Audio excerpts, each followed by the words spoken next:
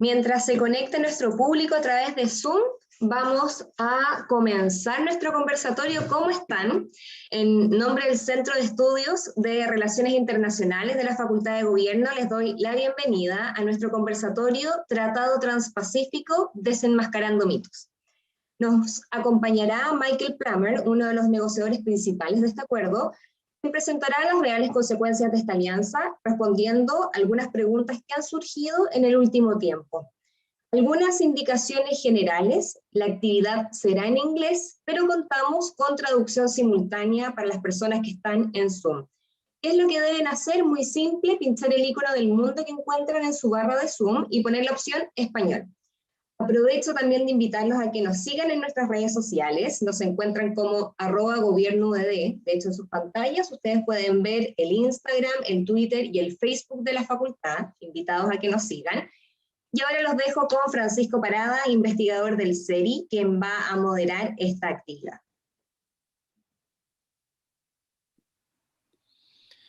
Muy buenos días. Primero agradecerles por su sintonía y por dedicar su tiempo para para discutir este importante tema, especialmente hoy en día en Chile, ya que se está trabajando hoy en día en el Congreso. Y hoy día vamos a discutir este tema con Michael Plummer. Michael Plummer es el director de SAIS Europe, que es el centro, School of Advanced International Studies, que es una facultad de la Universidad Johns Hopkins, y ha sido director desde 2014.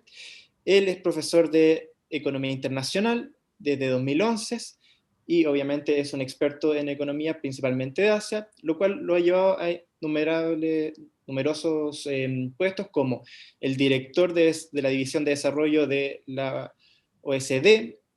Ha trabajado con organizaciones internacionales como el Banco Interamericano del Desarrollo, como por ejemplo la ONU, el Banco Mundial y la Organización Mundial del Comercio. Asimismo, ha publicado más de 100 artículos de libros y capítulos, artículos de journals y también de libros, y obviamente posee un doctorado en economía de la Universidad de Michigan, Estatal de Michigan. Gustaría darle la bienvenida. Now we can start a bit the conversation in English, and I would like to welcome Michael Plummer, and he's going to present us a little bit his views on the TPP-11 and the implications of this multilateral, let's put it, this trade organization for our country and for the partners within it. Thank you and welcome, Professor Plummer. Okay, thanks very much, Professor Parada. And let me start off with some slides. Well, first I'll start off with thanking you for the invitation. I always enjoy talking about these issues, and I'm delighted to see that the title of the talk is about the TPP-11 rather than the CPTPP, which everyone else calls it, because the CPTPP is so difficult to pronounce that I'd rather say TPP-11, so that's great. But what I would like to do in my talk in half hour or so is to talk about the economics of the CPTPP or the TPP-11 in the context of developments in Asia-Pacific cooperation. And so the TPP-11 is taking place at the same time that you have a lot of other things going on in the region, including the US-China trade war and the Regional Comprehensive Economic Partnership Agreement, which was just signed this past November and could be a very important arrangement. So just to begin, when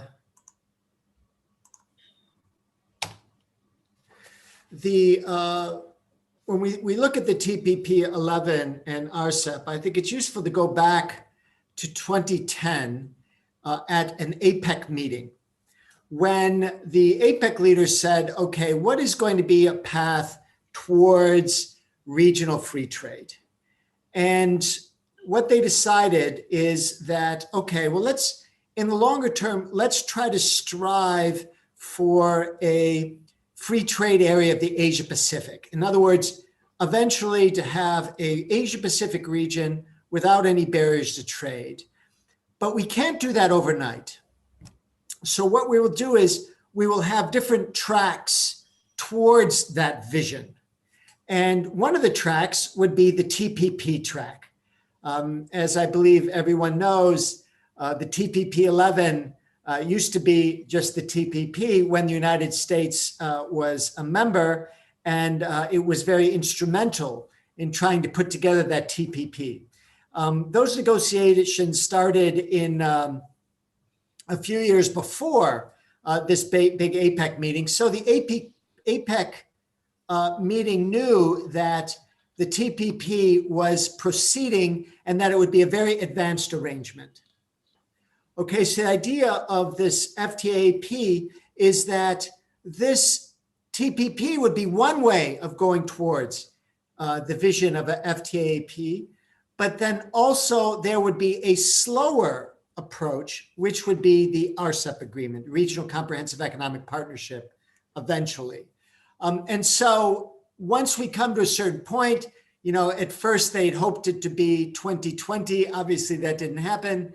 But however long it takes, this would ultimately be a target that the region would have. So we've got the TPP-11, which is a very advanced agreement and something that perhaps the chapters would be, since they are so modern and cutting edge, they might be the chapters for an FTAP.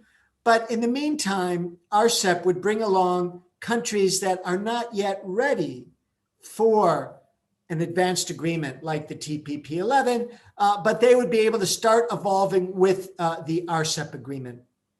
And eventually they would come together.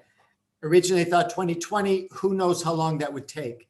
But I want to underscore that this is a goal that is still on people's minds. If you look at President Xi of China, when he gave his APEC talk in November, and he was talking about RCEP, he did mention the FTAP and that how this would ultimately be a goal. So China seems to still be on board with this. The private sector, ABEC, of which, of course, the APEC Business Advisory Council, of which Chileans also participate, are still strongly in favor of this FTAP. So perhaps that is supposed to be an end goal. Okay, but of course there have been problems along the way. The TPP was signed in February of 2016, and it was the first Asia-Pacific mega-regional arrangement, a very comprehensive agreement. But after the election of Donald Trump, he pulled out of the agreement essentially in his first full day of office in January of 2017. And at that point, a lot of people were saying that, a lot of experts were saying that the TPP was dead. Prime Minister Abe of Japan said, the TPP without the United States is meaningless. Vietnam, which as a percentage of GDP was slated to gain the most from the TPP, was wondering, why would we want to do this? Why would we want to accept all of these modern, difficult to implement measures when the biggest market is going to be outside of it? But so at one point people were skeptical, but eventually through some great leadership in the CPTPP, including from Chile, the arrangement went forward and it was signed on. It was signed and went into effect in December of 2018. And so that was actually a big signal. And what is more interesting, the reason why I was able to be reformulated so quickly was because it's essentially the same agreement. with one difference, that 22 measures were suspended. In other words, which I find is very interesting. Why didn't they just exclude them? Every other trade agreement would have just excluded them. But these measures, which are not really that significant in my view, were all US priorities. And so the idea was that we'd keep these 22 measures as being suspended in the agreement in hopes that the United States would eventually come back to the arrangement, okay?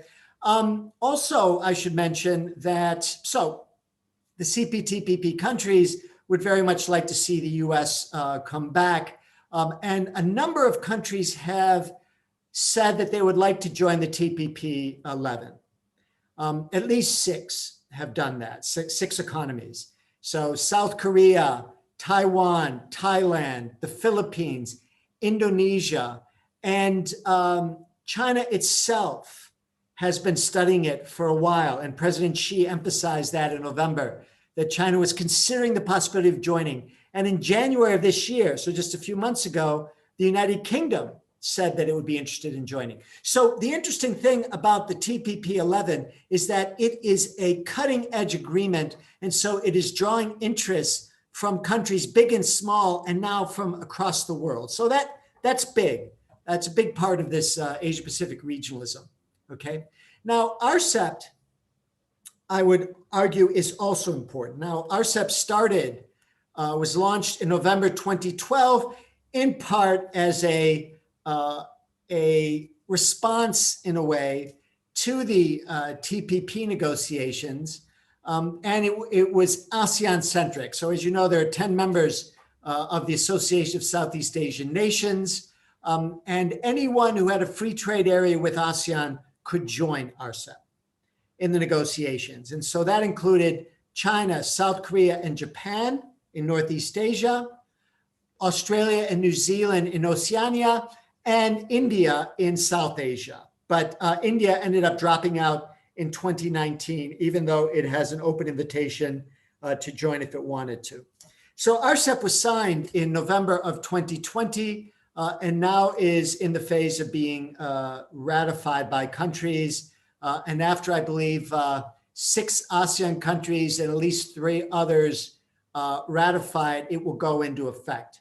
So what is interesting about RCEP is that it is an arrangement with both developed and developing countries.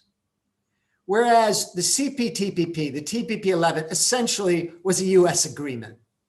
When my co-author and I would go around the region and we would present our results from our modeling of the TPP, often we would hear from people, you know, why should we join? This is so much skewed in favor of developed countries, in particular the United States. Why should we join it? Well, RCEP is a different one. It's softer, it's less comprehensive, and it reflects interests not just of developed countries, but developed and developing countries. And so it actually is, in some ways, maybe shows a way that one can move forward at places like the WTO now, which is so diverse that it needs to accommodate for countries at varying levels of diversity. And so maybe there's a lot of lessons to be learned in those RCEP negotiations, okay? Now, it's important to note that the US-China trade war has been very disruptive to trade in the region. And these were escalated, arguably, for political reasons in the United States, beginning in 2017 through 2019. And then in January of 2020, the United States and China negotiated a phase 1 agreement. And that phase 1 agreement would put a moratorium on this trade war, but still maintain tariffs at a high level. In fact, if you look at the tariffs that the United States are applying on China right now, they're pretty close to what used to be the Smoot-Hawley tariffs from the 1930s. I mean, they still are very high, but at least they've stabilized. In the meantime, we've had the COVID crisis, okay? So I should mention that the flexibility within RCEP is both a strength, but also weakness. If you go through that arrangement, the agreement, and I have, it's about 6,500 pages, you see a lot of flexibility. You see a lot of special and differential treatment. And what RCEP focuses more on, it actually, tariff barriers has fairly comprehensive liberalization. I believe in the TPP-11, coverage of tariffs are anywhere between 96 and 99% of trade. RCEP, it's more like 92%, but it does have good tariff coverage. It's much less ambitious on non-tariff barriers to trade, much less ambitious in services. In fact, about half the countries even have positive lists for services liberalization, which would be much more modest generally than negative list approaches. And certain chapters that are key in the TPP-11 are excluded from RCEP. And those include, there is no chapter, for example, on state-owned enterprises in RCEP. There's no chapter on labor or the environment in the RCEP. So it was an easier agreement to negotiate, but it did not have, so it doesn't have teeth. Arguably, and I'll look at some of the modeling effects right now, the big value added of RCEP was always thought to be in just a few areas. One was free trade in Northeast Asia. Now, by definition, to join RCEP, one had to have a free trade area with ASEAN. So ASEAN had free trade areas of various depths with all of the RCEP members. So the increased depth that goes along with tariff barriers was not very deep. It was only partial. But there was no free trade area between the economic behemoths of China and Japan, as well as South Korea. Now, China and South Korea had a very superficial free trade area with really didn't have much economic significance, but RCEP puts free trade area in Northeast Asia, and we'll see from the results that's important. That's one issue. Another issue in RCEP that's important is that it sort of harmonizes all of these different free trade areas in RCEP. So ASEAN had a free trade area with Australia, which was different than its free trade area with China. And, Japan's got a free trade area with Australia, which was different than its free trade area with South Korea. So you had these crisscrossing of different rules and regulations and tariff inclusion and things. RCEP harmonizes those, which is important. And third, which is key in RCEP, is cumulative rules of origin. Now, there's cumulative rules of origin in the CPTPP as well. It is in RCEP, and that's critical to that arrangement because stimulating value chains and such has always been a big goal of Asia-Pacific integration, and it would help in that regard as well. So those are three big areas we would expect for there to be positive effects in RCEP. So CPTPP is a very advanced agreement with chapters on all of these things, everything you could think about, if you will, kind of addressing many of the issues that the WTO has not been able to touch since its creation. We haven't had a single undertaking. The last time there was a single undertaking, the WTO began implementation in 1995, and it had been negotiated between 1986 and 1994. The world economy was very, very different back then. There was no digital economy then. So we don't have any digital global rules. The CPTPP has a chapter on e-commerce, on the digital economy. What about state-owned enterprises with economies like not just China, but also even Vietnam and Russia and a lot of other countries that have, relatively have very important roles for state-owned enterprises. We need to have rules, disciplines, if you're going to have a fair international marketplace. That's a chapter in the CPTPP. So the CPTPP is actually very comprehensive to the point that if you look at one of the reasons that Japan joined the CPTPP, even without the United States, is it saw that advanced template as a way of modernizing its own economic policies. Prime Minister Abe had 3 arrows. One had to do with fiscal policy, one had to do with monetary policy, and the other was structural reforms. And part of those structural reforms was really predicated on the TPP. So, and that's Japan is an advanced economy. Vietnam, which started at a low-income economy when it started negotiations in the CPTPP, has been growing rapidly, so now it's a low middle-income country, did the same. It sees this as a way and a template in moving forward together. So that's very important also in the CPTPP. So for the rest of the talk, I want to look at the economic effects of these arrangements. We can talk about the policy and Q&A if you'd like. The model we use to estimate the effects is a computable general equilibrium model, which has 18 sectors and 24 regions. If you are interested in the details of the model we use, you can find our publications, publications that I've done with Peter Petri and sometimes Fan Sai at www.asiapacifictrade.org. So to go into details, I know a lot of you probably aren't CG modelers, but just to give you some of the intuition, this model sort of is a global model that links countries together through international trade and investment. And we look at baseline projections that go all the way to 2030. So the results I'll be reporting really are a steady state as of 2030, and so are permanent changes as of that date. In the analysis, in the baseline, we also include existing and future arrangements. So if Chile has a free trade area that had not been completely implemented by 2015, which is when we start with our data, then we implement it along the baseline to try to get the best, purest estimate about what the value added of the CPTPP or these other arrangements would be. It also allows for firm differentiation in terms of productivity, which is a modern advancement in trade theory. And then we also have investment effects, foreign direct investment effects that I'd be happy to talk about later.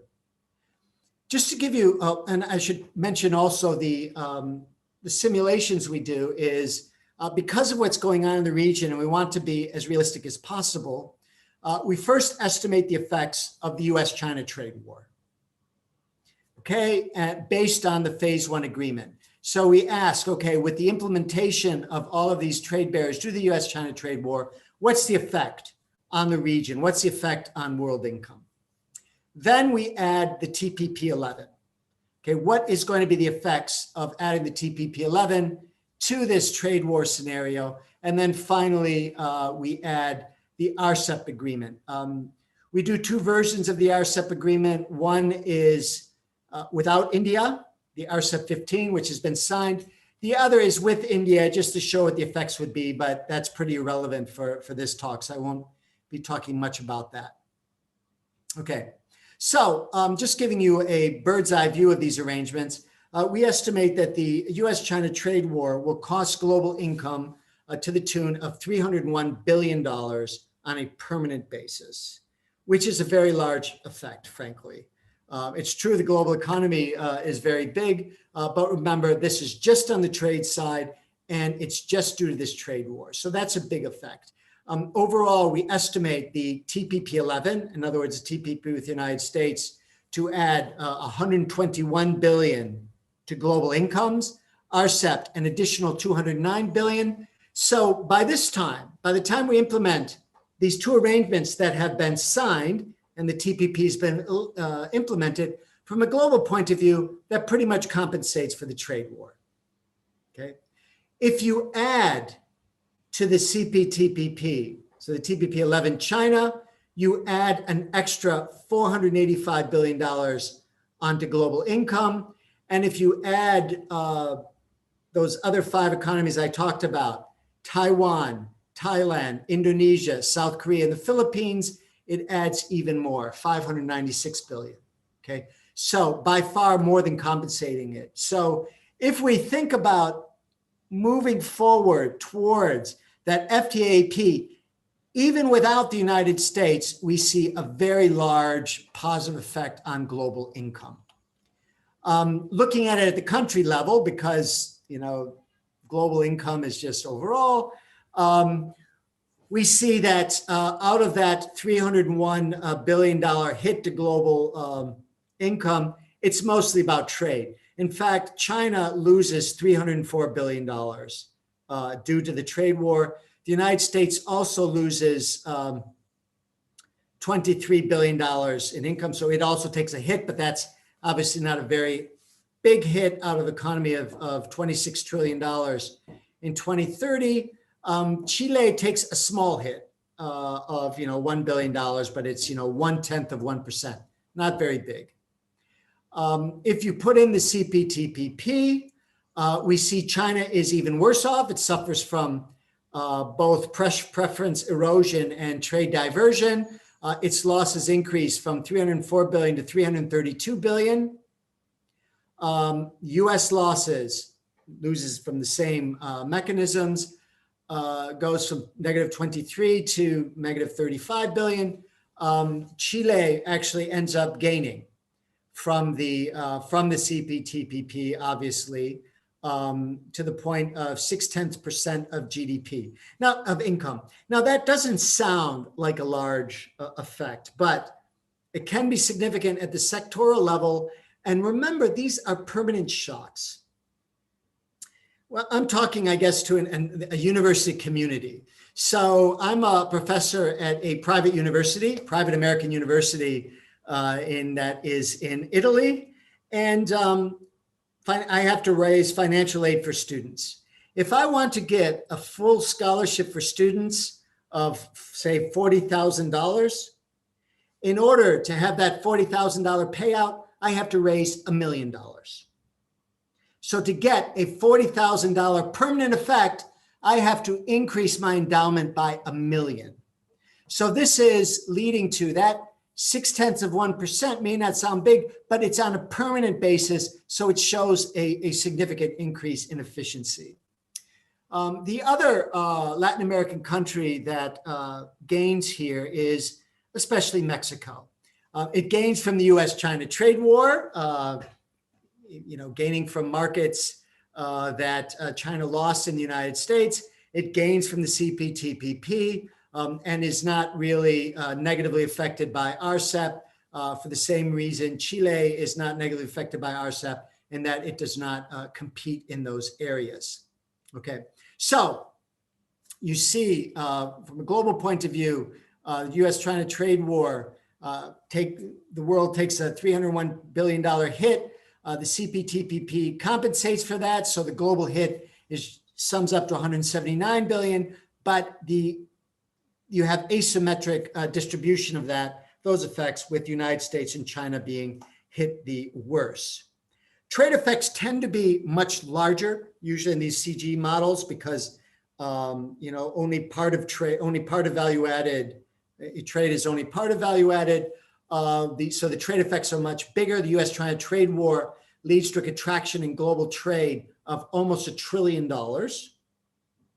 And so the CPTPP leads to a relatively large improvement of almost 260 billion in trade. So that's a significant increase. Again, China and the United States are the worst hit. Chile, its effect on trade is twice what the income effect was due to the US-China trade war. But when we implement the CPTPP, there's an increase in trade here by 7 billion. This 5 billion plus the 2 billion it lost from the US-China trade war. Okay. So just looking at some of the effects on the trade war trade patterns, I just wanted to show very quickly these numbers. The pink rows here are declines due to trade, due to the US-China trade war. And out of that $1 trillion almost of international trade that collapses, half of it is from China and from the United States. U.S. exports, Chinese exports to the United States contracts by $723 billion. So that's significantly more than half. And U.S. exports to China contract by 193 billion. So it is, you know, that's where a lot of the action is happening. But if you look here, you'll see that even just with this trade war, that we've got China's exports to Japan and Korea increase, and Japan and Korea's exports to China, well, in this example, contract, but China's exports diversify from here. If you look at the effects of RCEP on trade patterns, remember, I mentioned that a big effect is going to be in Northeast Asia. And in fact, we see this from the trade patterns here. Japan and Korean exports to China increased by 178 billion. China's exports to Japan and Korea increased by 96 billion.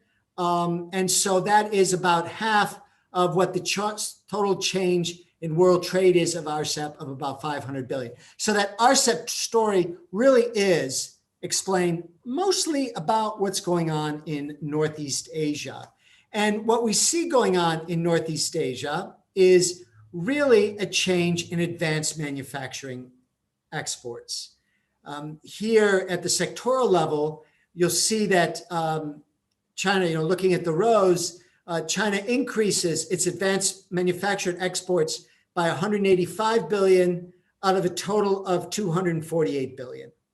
So that is the lion's share of the changes of China's exports due to RCEP is advanced manufacturers. In Japan, it's also the biggest category. It's only about 40% of the total, but still significant. And for Korea, advanced manufacturers is more than half the change in the exports.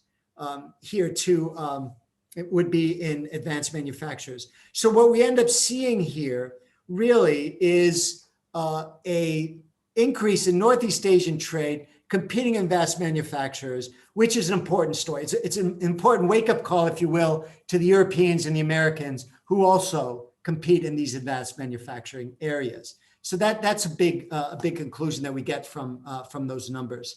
So just to give some concluding remarks, the Asia-Pacific regionalism will likely have significant global effects, both in terms of its direct effects on global incomes, its direct effects on trade, but also from a policy point of view. Okay, the TPP-11 is set to expand over time. And we already have people that are lining up to join. And so we could see over the next 5 years an increase. I'd be pleased to talk about prospects of the US going back to join the TPP as well. But I think it's pretty clear that we could see the TPP expanded. And you could also see RCEP expand.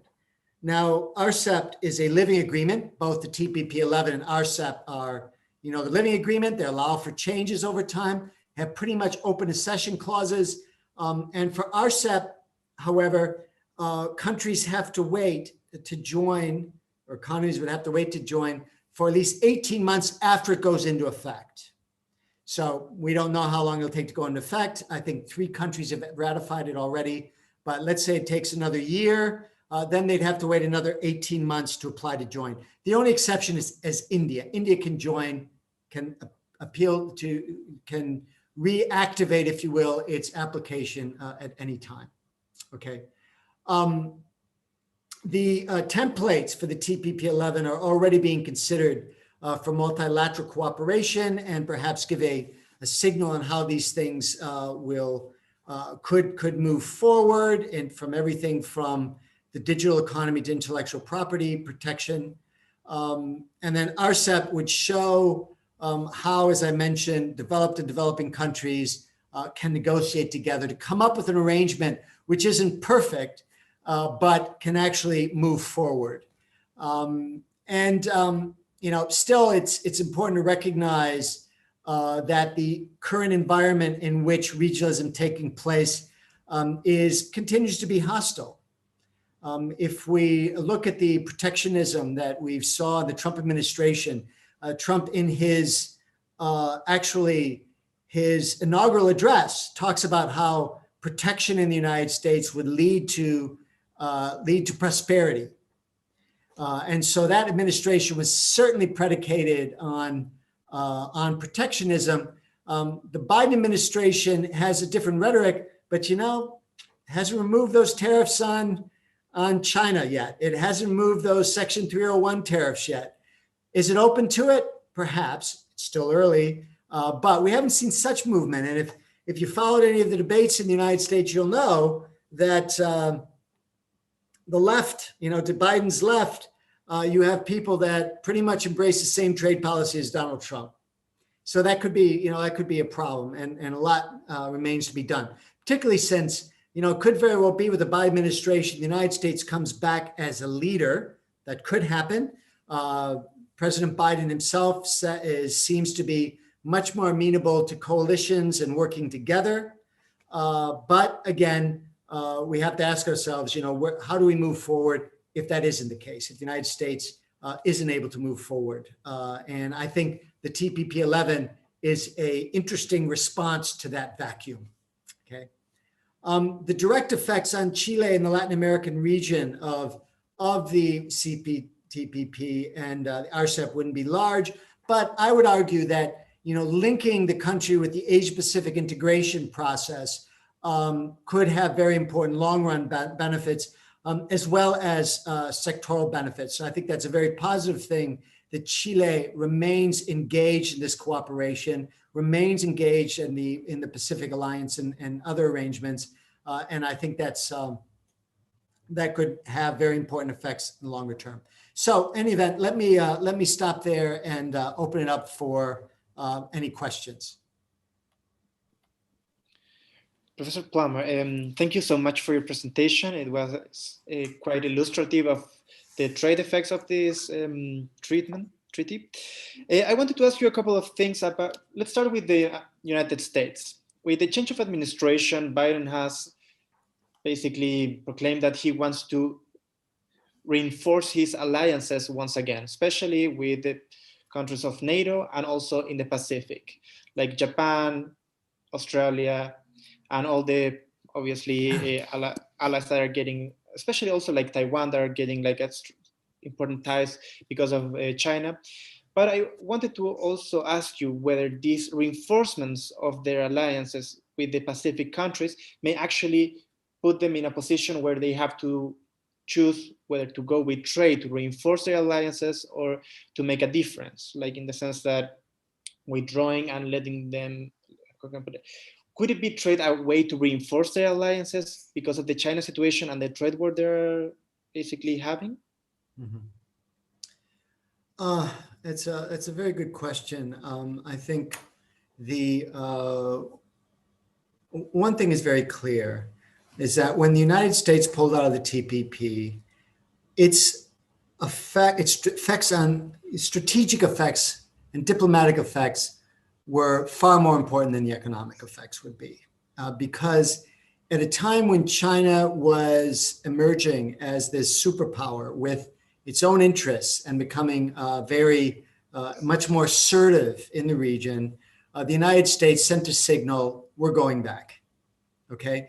And that is of strategic significance. And I know that the United States used to have, ASEAN I think is a very important actor in that part of the world. And the US always had very close relations with ASEAN. And ASEAN, the United States had an ambassador to ASEAN. Donald Trump never appointed an ASEAN ambassador, US ambassador to ASEAN. The post was empty since 2017 when the other mandate went. So that was abandoned. And so the US partners in the strategic partners in the Asia Pacific felt abandoned in this way. So from a strategic point of view, this was a real problem for the United States. And if you fast forward during the Trump administration, what has happened? You've had China, which has launched a multi-billion dollar Belt and Road Initiative project to try to link, Asia together, but also Asia with Europe, and to kind of centralize China in this trading pattern. So putting down the infrastructure for trade, even across the way into Latin America. That's infrastructure. And with RCEP, it's negotiations, which, ASEAN-centric, but China was important. This actually ends up getting concluded at about the time that the Trump administration ends. So on top of the real integration that comes possible from infrastructure, you've got this policy integration. So it's very clear that China has significantly outmaneuvered the United States in the Asia-Pacific region. And so the question is, what is the Biden administration doing about that? And forming these alliances and reinforcing these alliances is going to be critical. And I think that the Biden administration has mentioned that it's interested in doing that. And it's going to move forward power. I think that this is something you're going to see it's going to try to do to reinforce these relationships and from both the strategic and even from an economic point of view. But how far it can go is also going to be a function of the domestic environment in the United States. Populism didn't just go away with Donald Trump. And if you go back to Professor Parada, you might remember the 2016 election in the United States, where you had nobody who seemed to be in favor of the TPP anymore. Even Hillary Clinton, who was a big protagonist of the TPP when she was Secretary of State. Bernie Sanders had the same view of trade as Donald Trump seemed to have. They used different rhetoric, but it seemed to be the same policies. So the question becomes, how is the Biden administration going to be able to deal with that? How is it going to be able to re-engage and open up the US economy and become a leader again? And I think that the Biden administration would like to do that, but it has a lot of political ducks it needs to put into order. It's got a lot of things to line up before it can do that. And besides, the Biden administration has a lot of other priorities at this moment in time. The COVID crisis is still there. It's still important. It seems as though the United States is doing better, but it still has a lot of challenges in restarting the economy.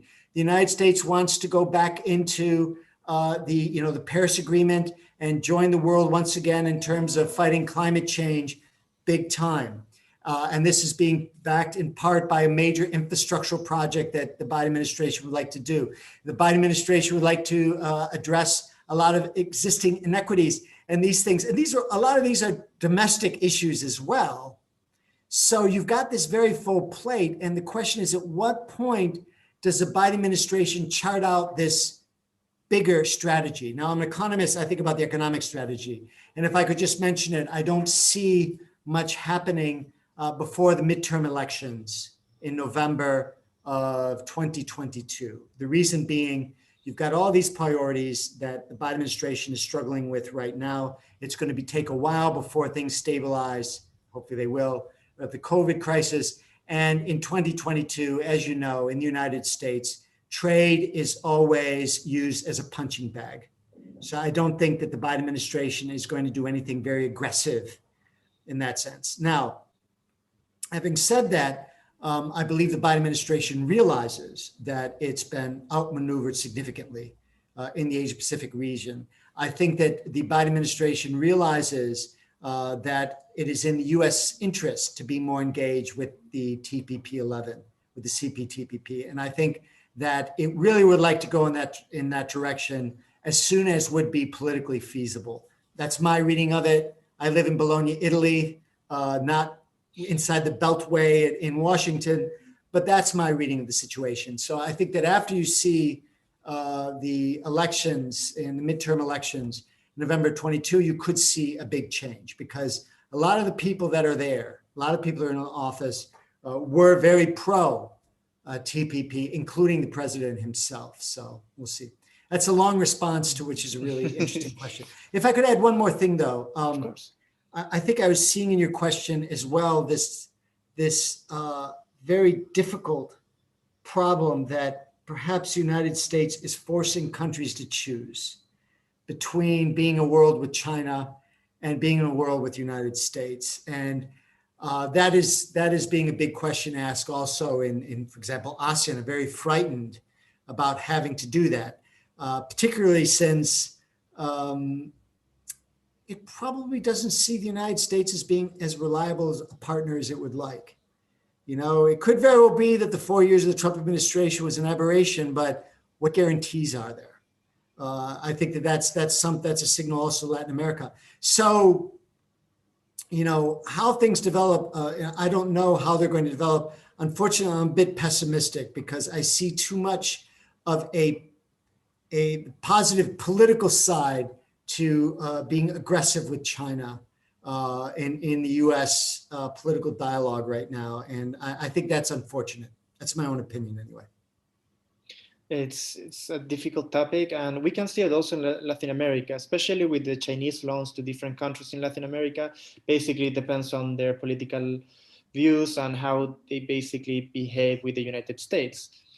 Yeah. But besides that, I would also, in the same direction, because there's many countries that are starting to play with the idea of decoupling from the Chinese economy or to move out their production system from China. For example, Japan is introducing slowly some, how can I put it, some leverages, or how to put it, like they will give some states aids to some companies if they want to move their operations from China to other countries. And at the same time, China is losing their comparative advantage in terms of cheap labor. Obviously, they still continue with their immense comparative advantage in terms of how they construct everything and their supply chains, and obviously their technological development. But what would you say that decoupling is one of the main challenges that the IMF has actually stated this year for the global GDP and for the global economy and trade? I think that decoupling is a big issue, and if you look at a paper that Peter Petrie and I published with the Peterson Institute in June of last year, that's in the title, Decoupling from the Asia Pacific, because the US is sort of having these policies that seem would be to begin to decouple from the Asia Pacific region. But I think we are now, this is all being moved up into a competition at the strategic level in terms of not military, but also not just military, but also economically. And I think that's why you know, securing these value chains, you know, supply of semiconductors is a big deal. And I saw there's an interesting article on a Taiwanese company that's at the center of these sort of building these semiconductors is very, you know, very important going forward. So I think that as you've got this process of decoupling, that it will continue unless something happens. And unfortunately, it's not clear to me what direction it's going to go into. The Chinese are playing a very, in my opinion, it's playing for a political audience, but is exaggerating how much the world depends on it, if I can be very blunt. And there is a real risk for China if countries, not just the United States, but Europe and Latin America start to decouple in terms of a lot of the technological sectors from China, because, for example, they're concerned that if they, you know, deal with Huawei or something else, that there may be some role of the Chinese state that could work to the disadvantage. There could be some real issues, and China needs to clarify its intentions in this regard if it wants to really feel as though it's going to be able to build up these partnerships. And so on the one hand, I look at domestic Chinese politics and I see these things playing out with the Chinese administration being very, shall we say, concerned about developing the strategic sectors. You've got that in the United States. You've got big plans for great subsidies to sort of strategic sectors. I'm not always optimistic about the US's ability to do that, but the US is doing, as you mentioned, Japan is doing that. We're going to be doing that in Europe. And I think at one point we have to come to the point saying, look, we would do better if we had these systems that we develop together. But in order to do that, we have to have assurances because otherwise it's going to be a problem. So, I don't know. I'm not a political scientist, so I'm not exactly sure how that's going to play out. But I do see that there are some big dangers that you could see this happening. So, but I think the difference, what you're going to see between the Trump administration and the Biden administration is that the Biden administration is much more going to want to work with its partners in Europe, Latin America, elsewhere, rather than going it alone, which is what the Trump administration always wanted to do. And that had the disadvantage of the political narrative being in China that the US approach was simply anti-China. And it was US being anti-China. The bigger the coalition that the US is able to bring together to negotiate with China, I think the better. But that's just my opinion. It's perfect. And also I wanted to go a little bit further with China and the region, especially because they're aging really fast. As one of the main factors of production is labor, and the Chinese labor is like the workforce is shrinking at a really fast pace. And obviously that's going to drive up the price of production, and obviously they're going to move the production to other countries eventually. And when we look, for example, to the history of Japan, since the crash of the 90s and so on, there have been, obviously the manufacturing processes in Japan have diminished to a historical low. Their workforce has diminished as well. And their strategy has been to just send everything abroad that can be done abroad with cheap labor and maintain what they can do, and obviously duplicate the production per worker in the island in the last 20 years.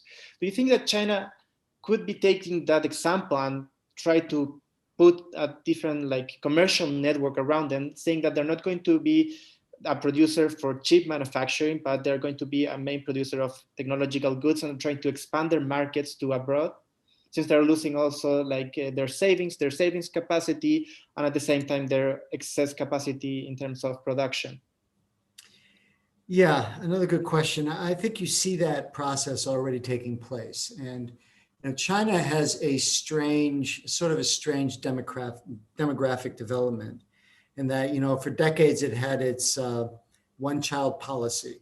So you had this approach to, truly put the brakes on population growth, and then it was opened up again. But by the time it got opened up, China was already growing at a very fast pace. The Chinese were becoming richer, and as we know, there's this as countries become richer, they tend to have less children. So we do have this demographic problem, and we've had this demographic problem in Japan, like we've had it in Italy for many years. And I saw someone give a paper, I think it was 2 years back, sort of calculating what the optimal age for retirement in Japan should be, given the demographic change, given the fact that Japan didn't want to have any immigration. And he calculated that the optimal retirement age for the Japanese would be death. In other words, they should work until they die. So that's a problem. I don't think China would like to see that. And it certainly has been planning through its 5-year plans this process of transformation. And it's even used the term middle income trap.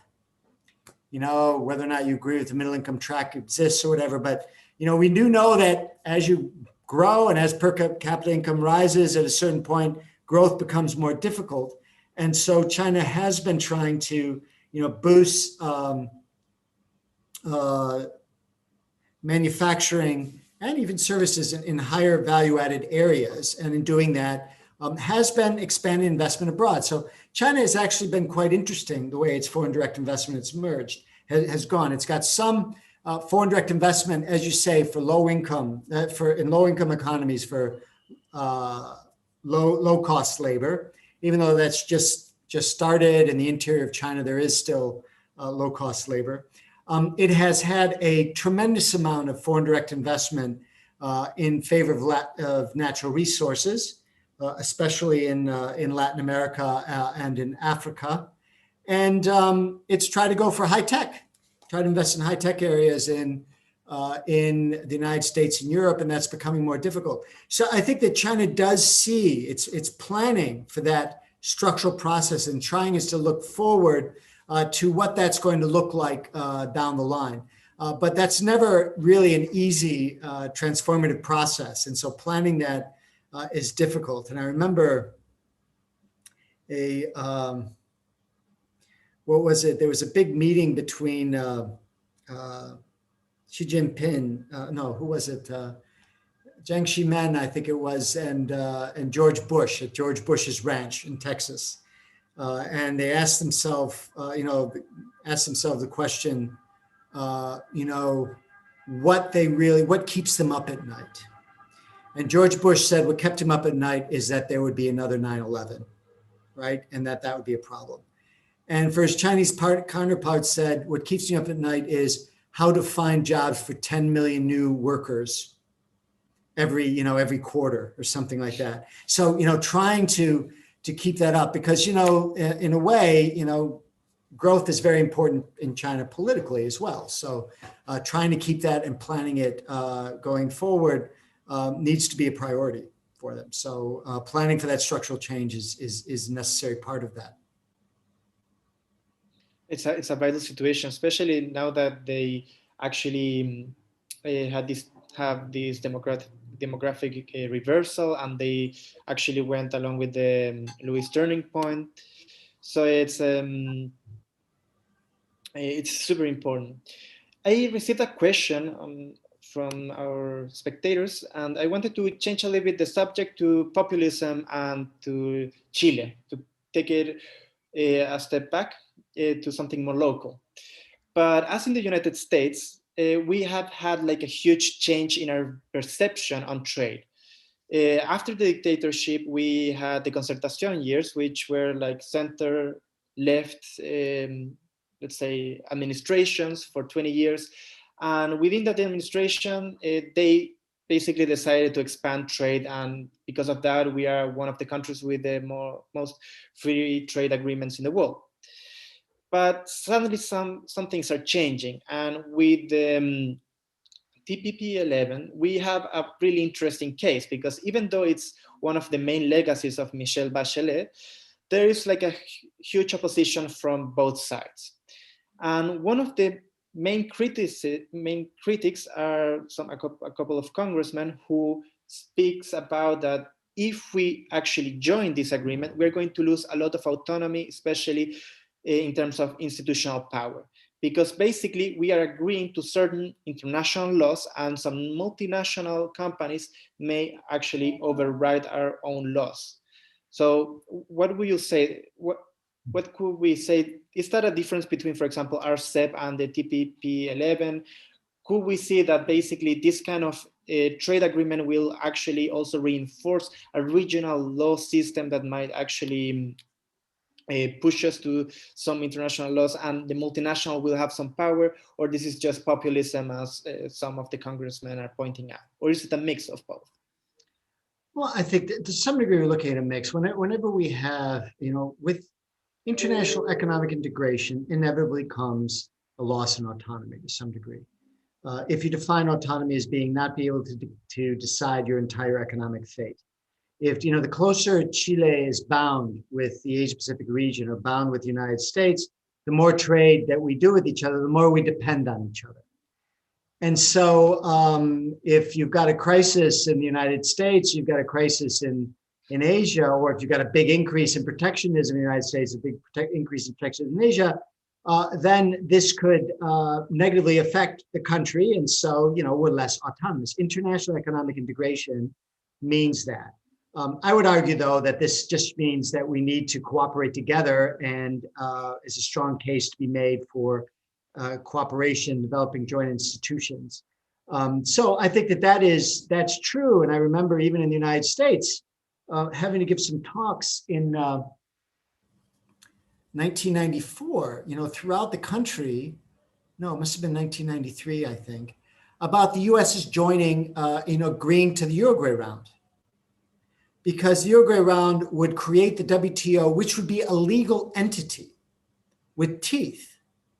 And so the idea in the United States that you would have a court at the WTO, a foreign court, decide to punish sort of American actors was thought to be a loss of autonomy.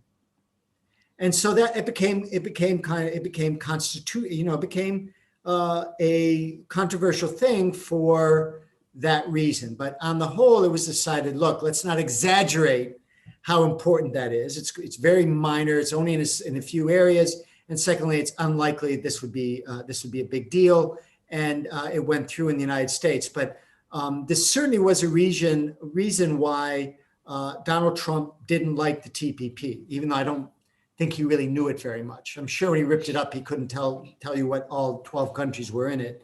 But this idea of trade agreements meant that the US would be bound to do something. And if you look at some of he didn't really do much in terms of new agreements, but he sort of revisited the South Korea agreement, really didn't add much to it. And arguably the new US-Mexico-Canada agreement, which is called the USMCA agreement now. The rest of us call it NAFTA 0.8 because it's not even as good as NAFTA, was whittled down a bit because of this sense of losing autonomy. And one big issue that was raised in the TPP, and I think this is what you're getting at, was this idea of investor-state dispute settlement mechanisms. And what that gives, and that does exist in the TPP, this is something that Donald Trump didn't like at all. And it was often raised, this issue that, well, does that tie our autonomy? But I think that it is here, I would say that it is greatly exaggerated how significant that is. The USTR, when it was criticized for this during the TPP time, said, yeah, we have in our arrangements investment state dispute settlement. And we have had, I think at the time, remember last I looked at it, 16 cases where foreign companies tried to sue the US government for some breach of contract, for something. And in every single one of those cases, the United States government won. As a matter of fact, I think globally, it's very, very rare. I don't even know of any case, even though something have happened lately, where a multinational company was literally able to sue the local government for some sort of compensation for a policy the government upheld. So it's really very exaggerated what would happen.